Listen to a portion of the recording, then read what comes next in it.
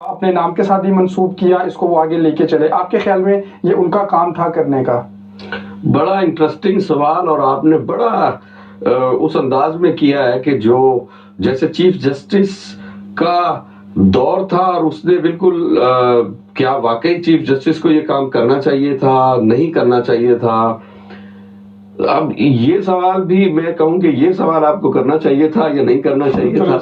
अच्छा, वो इसलिए कि चीफ जस्टिस सवाल तो खैर बहरहाल आपको आपका बड़ा वैलिड है, बहुत इंपॉर्टेंट क्वेश्चन आपने किया है और it's a very important question कि चीफ जस्टिस की और बहुत जिम्मेदारियां थी, इतने हजारों केसेस इंपॉर्टेंट पेंडिंग थे, लोग इंसाफ की तलाश में धक्के खा रहे हैं, अदालतों में बैठे हैं इंसाफ की एक उम्मीद से, और वो फाइलें दबी हुई हैं।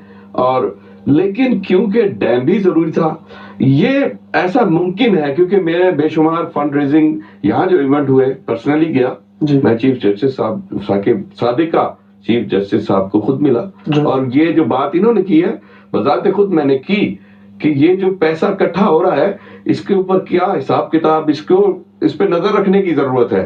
एक दूसरा, ये पैसा यहाँ से जाएगा कैसे, ये तो बिल्कुल इन्हीं अल्फाज में कहा था कि ये पूरा पैसा जाएगा जैसे अनाउंस किया गया। जो साहब स्टेज पे खड़े होके ब्रिटेन में या लंदन में अनाउंस कर रहे हैं, वो क्या वाकई ये पैसा ले जाएंगे?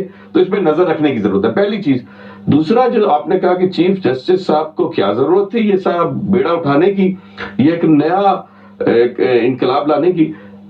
अब ये एक ऐसी चीज है कि जिसके ऊपर मैं ये कह सकता हूं कि पाकिस्तान में कुछ भी करना हो ना तो पावर की जरूरत होना बड़ी जरूरी चीज है, वरना और यह कोई ऐसी चीज कि जिस वक्त आपके पावर आपके हाथ में हो तो वो उनकी शायद ये ख्याल हो कि आज मौका है इसको स्टार्ट कर दिया जाए तो अवाम साथ हो जाएगी।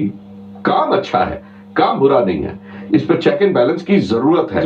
लेकिन उन्होंने तो कोई मैकेनिज्म भी नहीं बनाया चेक एंड बैलेंस का। और उसी वक्त जो अब जो लोग ये दावा कर रहे हैं कि हम तो उस वक्त भी एतराज कर रहे थे, और उस वक्त एक बहुत बड़ा एतराज ये था कि जैसे ही चीफ जस्टिस साहब जाएंगे, वो लोग भी जिनको चीफ जस्टिस साहब की नीयत के ऊपर कोई शक नहीं था वो उनके साथ भी खड़े थे, लेकिन इस वजह से सबका तजर्बात को देखते हुए ये बात की जा रही थी, सवालात उठाए जा रहे थे कि जब चीफ जस्टिस साहब चले जाएंगे फिर क्या होगा। और वही शायद उसी का शाखसाना है कि फैसल वाडा साहब ने जो बयान दिए।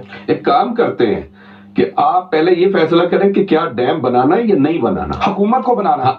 अगर